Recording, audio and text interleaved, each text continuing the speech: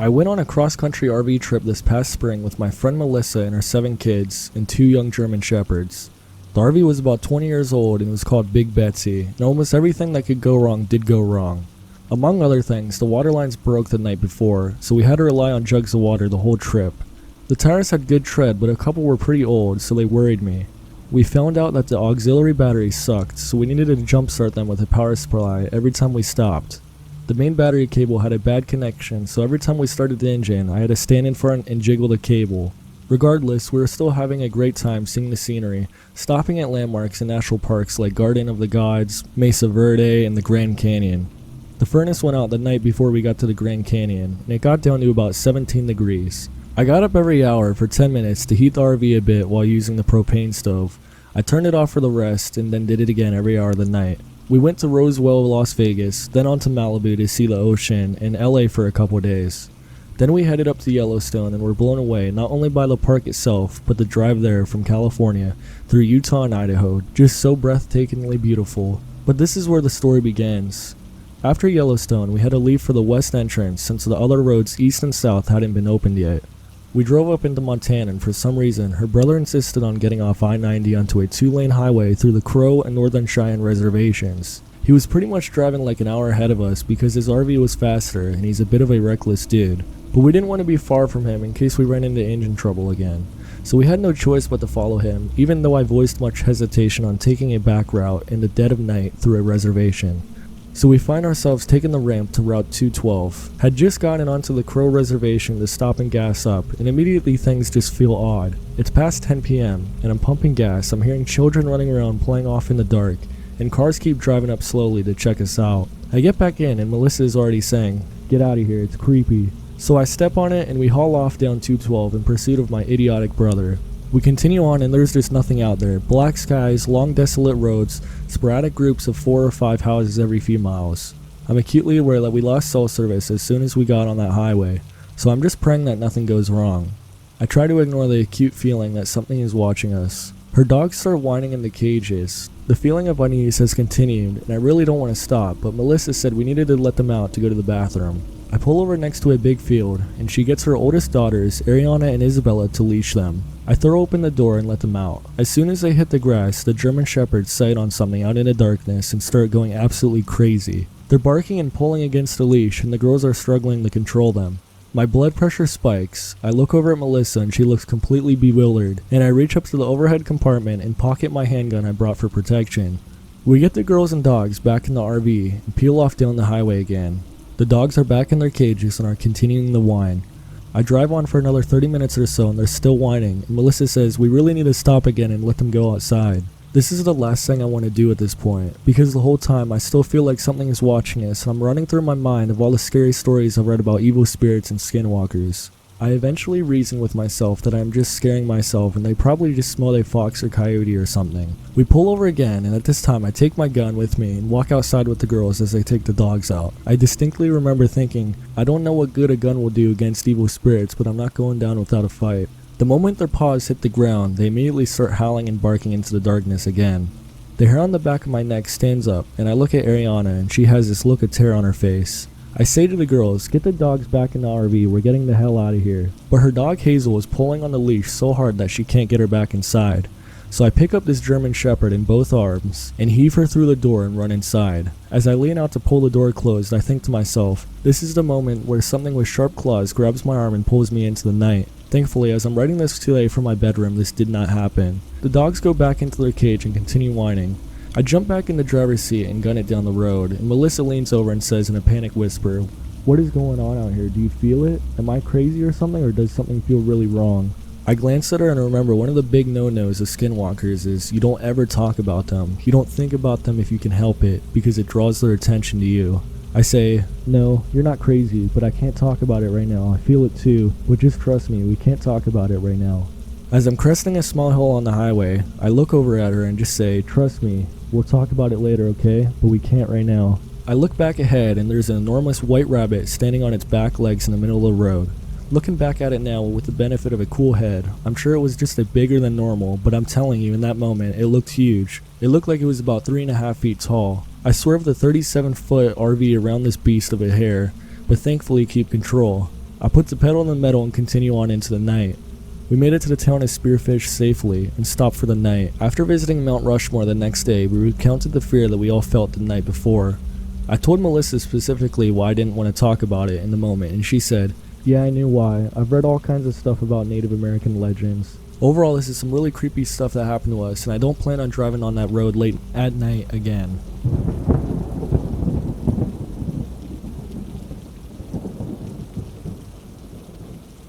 Let me start off by saying that my wife doesn't believe in paranormal entities or anything like that. We have 3 cats, and one of them likes to be a rebel, jumping on the counters and yelling at the top of his lungs, just looking for attention. He does this throughout the night, and it's a regular occurrence. Last night, after a few beers and video games, I decided it was time to head to bed with my wife. When I woke up this morning, my wife was basically attached to me with wide eyes and a nervous look in her face. I asked her what was wrong, and she proceeded to tell me what had happened last night.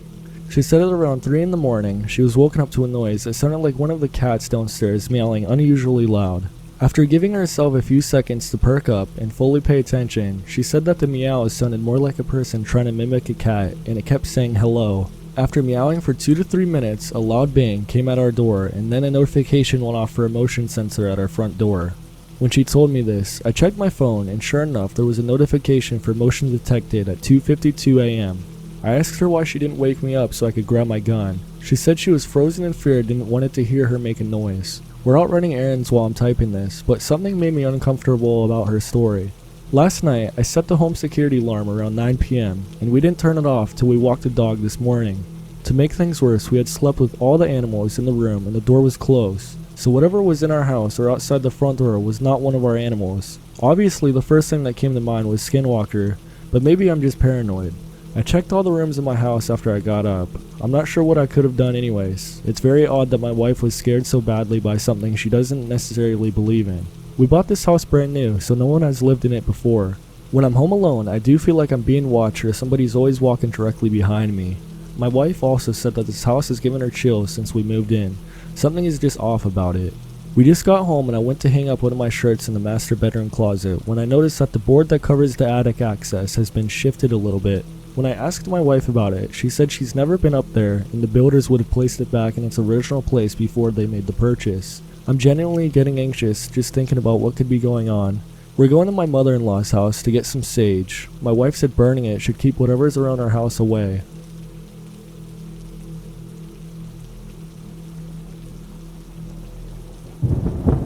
When I was about 10 years old, I was hunting with my grandfather on a family-owned land near Covington, Michigan. It was near dusk and we'd been sitting for a couple hours. No, we haven't seen much, just a spiker and a small doe, nothing large enough to shoot.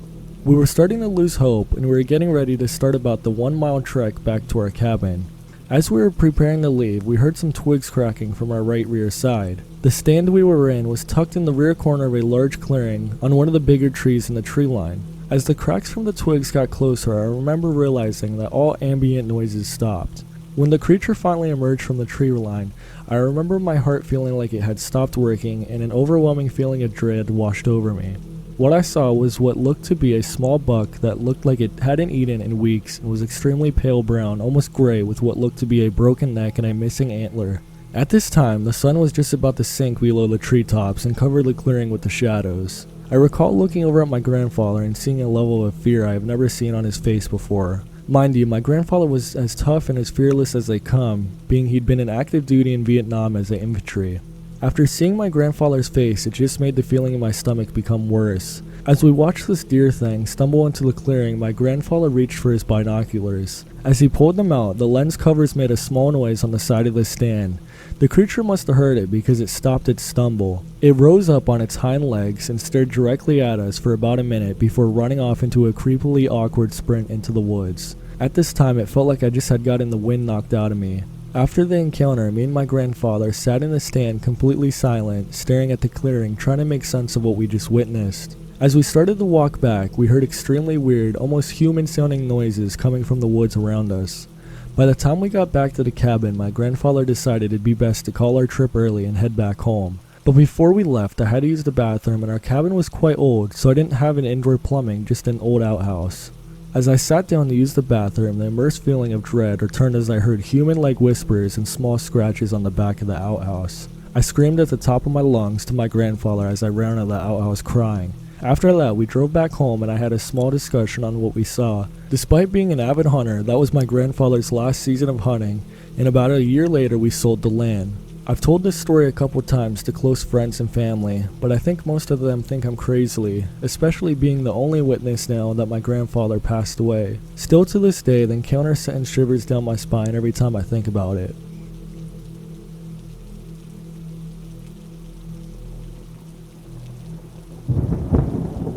My boyfriend at the time and I decided to go on a hike right before the sunset, which yes, sounds dumb, but it's something we had done multiple times before with no issues. There was something about the eeriness of the woods at night that I liked, not so much my boyfriend though. To start our hike, we had to go through really tall plants and bushes. We were practically in the middle of nowhere. About a mile into the hike, we came across some abandoned structures and sat down to take a breather. I'm not sure exactly what my boyfriend said to make me do this, but as a joke, I whistled and said, "See, nothing," whistled back, "we're alone." Not even 20 seconds after saying this, we heard a whistle back. It was a bit of ways from us, but still too close for our liking.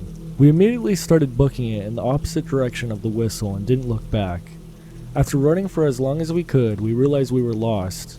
We wandered around for about 10 minutes before we stumbled across some train tracks that led back into town about a mile or two down the way. It's important to note that these tracks had thick woods lining both sides. The right side is where we came from. At this point, we were walking as we had run out of energy and felt safe, but we were definitely wrong about that. We got to the point where we could see the lights from the town, maybe a quarter of a mile or half a mile away. Down the tracks a little bit, we could faintly see the outline of what looked to be a deer coming out of the right side of the woods. It stopped in the middle of the tracks and just stood there.